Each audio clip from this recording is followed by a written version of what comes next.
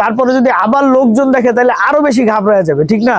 একে বলা হচ্ছে মাদার ইনটেক কবুতর। এগুলা কিন্তু মাদার ইনটেক কবুতর, কখনো পাল্লা খায় দেয়। একটা কবুতর মনে করেন বাইরে কি নার্ভাস হয়ে গেছে, দেখছেন? আসলে কবুতর তো এখন আর খুব বেশি লং এ নিব না, আর খুব বেশি প্রেসারে নিব না। আর এই কচি কচি বাচ্চা কবুতরকে কি এত প্রেসার দেওয়া যায় আপনি বলেন? এগুলো তো সব কচি কচি বাচ্চা কবুতর। আসসালামু আলাইকুম দর্শকবৃন্দ, কি অবস্থা সবার, কেমন আছেন আপনারা? আপনাদের সবাইকে আমার নতুন একটা ভিডিওতে স্বাগত। দর্শকবৃন্দ, আপনাদের অনেক রিকোয়েস্ট, অনেক বলা যে ভাই আপনি পাল্লার ভিডিও দিয়েন এবং পাল্লা কিভাবে দিব না দিব এই ব্যাপারে একটু জানেন।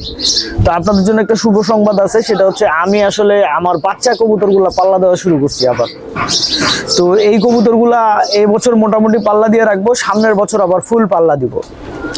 তো এখন পাল্লা দেওয়ার যেটা সিস্টেম, সেটা হচ্ছে প্রথম কথা হচ্ছে আমি এই যে কবুতরগুলা পাল্লার খাঁচায় ঢুকাইতেছি, এই কবুতরগুলা কিন্তু প্রথম পাল্লার খাঁচায় ঢুকতেছে এবং এরা খাঁচায় ঢুকে খুব নার্ভাস হয়ে যাবে। কারণ পাল্লার খাঁচা জিনিসটা কি ওরা কখনো দেখেই নাই। ওদের কাছে হচ্ছে আকাশ, বাম আর হচ্ছে ধাপড়ি, এর বাইরে ও কখনো কোনো জায়গায় আসলে থাকে নাই বা কোনো জায়গার অনুভূতি আসলে আর নাই। তো পাল্লার বক্সে ঢোকার পরে কবুতর যথেষ্ট নার্ভাস হয়ে যায়, এই জিনিসটা মাথায় রাখতে হবে। তো আপনার প্রথম দিনের পাল্লার মূল উদ্দেশ্য হইতে হবে ও যে এই যে পাল্লার খাঁচায় যে আপনি ঢুকাইলেন, এটাতে ঢুকাতে ও যে নার্ভাস হইলো, ওর নার্ভাসনেসটা কাটানো। তো এর জন্য আপনাদেরকে চেষ্টা করতে হবে যত কাছে কবুতর পাল্লা দেওয়া যায়, যত কাছে। আমি আসলে 1 কিলো দিছি, আপনারা চাইলে ½ কিলোও দিতে পারেন। কারণ হচ্ছে যে কবুতরের যখন প্রথম কবুতর খাঁচায় ঢুকে, কবুতর কিন্তু অনেক নার্ভাস থাকে ভাই, প্রচুর নার্ভাস থাকে। এবং নার্ভাসনেসের কারণে যখন আপনি ছাড়বেন, ছাড়ার পরে ও দিক বিদিক ছুটে, কোন দিকে যাবে বুঝে না। তো যাই হোক, তারপরে আপনি যে স্পট থেকে কবুতর ছাড়বেন, এই যে আমি যে স্পটে গেছি, তা আমি স্পটটা একটু ফাঁকা জায়গা দেখে বাইর করছি। তার মানে আশেপাশে যেন মানুষ না থাকে, ও যেন ভয় না পায়।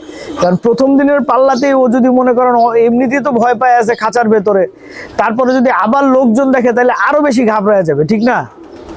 তো এর জন্য আসলে চেষ্টা করতে হবে হচ্ছে যে আপনার যেখানে আশেপাশে মানুষ তুলনামূলক কম থাকে। যাই হোক, তেমন একটা মানুষ ছিল না। আমি কবুতর উঠাই এবং কবুতর উঠানোর পরে কবুতর আপনার আসলে যে এইটাকে বলা হচ্ছে মাদার ইনটেক কবুতর। এগুলা কিন্তু মাদার ইনটেক কবুতর, কখনো পাল্লা খায় দেয়। একটা কবুতর মনে করেন বাইরে কি নার্ভাস হয়ে গেছে, দেখছেন? তার মানে এত নার্ভাস যে কি করবে না করবে কিছু বুঝতেছে না, কই যাবে কিছু বুঝতেছে না।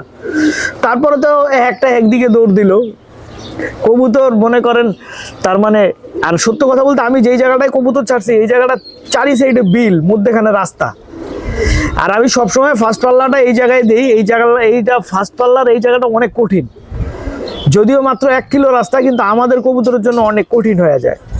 তো অনেকক্ষণ সে মনে করেন আপনার এদিক ওদিক করে, পরে আস্তে আস্তে কবুতর আসা শুরু করলো। আমি আইসা বসলাম। তো আমি আইসা বসতে বসতে মোটামুটি বেশিরভাগ কবুতরই আইসা পড়ছিল।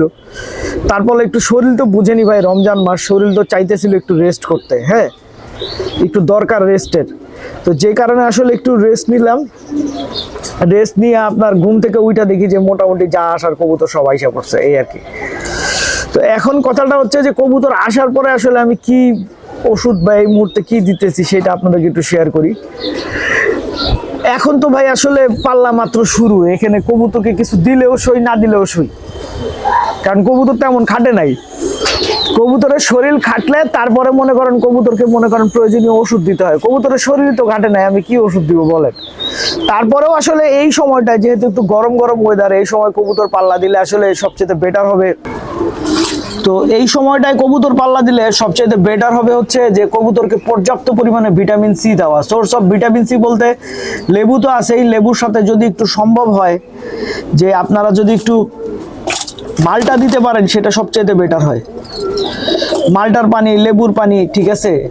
আর সেগুলা না হইলে লাইসোবিট দিলেও চলবে, কোনো সমস্যা নাই। শুধুমাত্র লাইসোবিট দিলেন তাও হবে, তার মানে কবুতর ভালোই থাকবে আলহামদুলিল্লাহ লাইসোবিট দিলে। আর এছাড়া দিতে পারেন হচ্ছে, যেমন মনে করেন গরম যখন আরো বাড়বে, তখন হয়তো আমি স্যালাইন দেওয়া শুরু করব। আপনার কবুতরকে অল্প করে স্যালাইন, একদিন গ্লুকোজ, এগুলাই দিব। আসলে কবুতর তো এখন আর খুব বেশি লং এ নিব না, আর খুব বেশি প্রেসারে নিব না। আর এই কচি কচি বাচ্চা কবুতরকে কি এত প্রেসার দেওয়া যায় আপনি বলেন? এগুলো সব কচি কচি বাচ্চা কবুতর। তো যাই হোক দর্শকবৃন্দ, ভিডিওটা আমি এখানেই শেষ করতেছি। আপনারা সবাই ভালো থাকবেন, 5 ওয়াক্ত নামাজ পড়বেন। আসসালামু আলাইকুম।